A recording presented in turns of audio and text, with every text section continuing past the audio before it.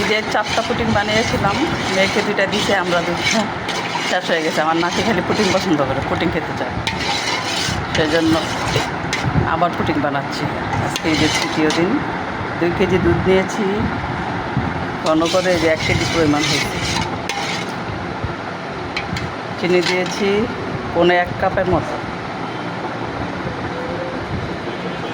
আর এখন 5টা ডিম দিয়ে দিব। ফ্রিজ থেকে নামায় রাখছি প্রায় আধা ঘন্টা, নর্মাল হয়েছে, তারপর দিয়ে দিলাম। এখন দিব ওই যে ডাল ঘুটনি দিয়ে ঘোটা দিয়ে পরে আপনাদের কাছে আবার আসছি। স্যার ধরে রাখো, ছাঁকা দিতে হবে। ছাঁকটা হয় যে দুধ যতক্ষণ জ্বাললো ততক্ষণ নাড়ার মধ্যে থাকলে সরা পড়া পড়ে না, সর পড়ে না, তো এই জন্য ছাঁকতে হয়।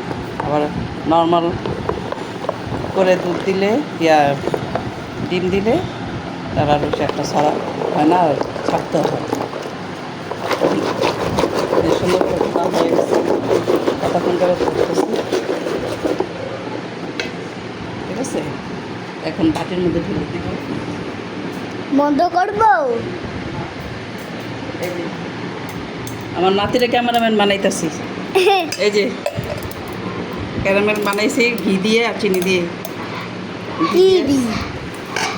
কি বলি? হ্যাঁ, এটা আমি ধরে রাখো। পুডিং 2 কেজি দিয়ে 2টা বানাবো।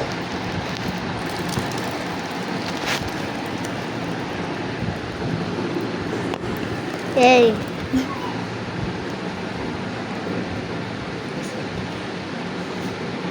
চুলার মধ্যে বসাই দিব।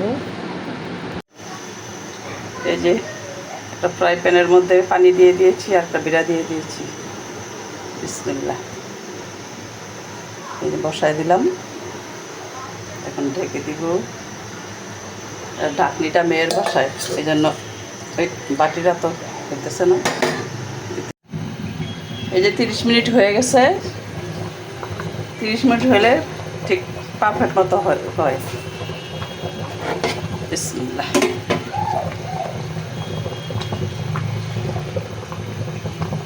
হয়ে গেছে শক্ত পারফেক্ট।